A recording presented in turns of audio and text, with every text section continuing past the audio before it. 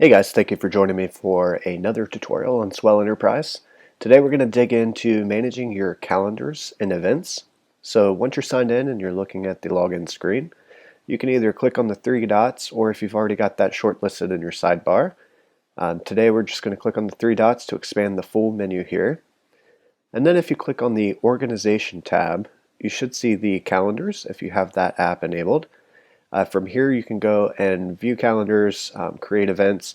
So today we're going to dig into view calendars. If you want to go ahead and click on that link. And once this screen comes up, you should see all your different calendars here. So you may have started out with just one calendar. You can add multiple calendars by clicking on the Add Calendar button.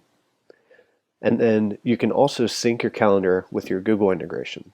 So if I wanted to manually create a new calendar, you just click on that and give it a label, or you can sync the Google Calendar.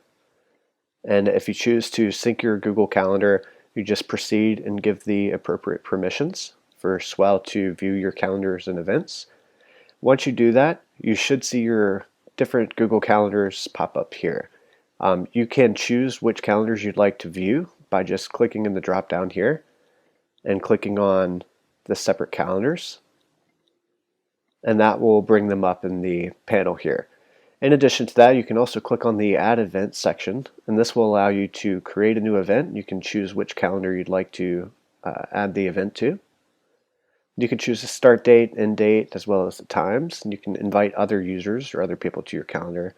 You can even choose the color and then set your description or whether or not it's an all-day event. Just in case you need to add notes to this event, you also do have the ability to add notes here.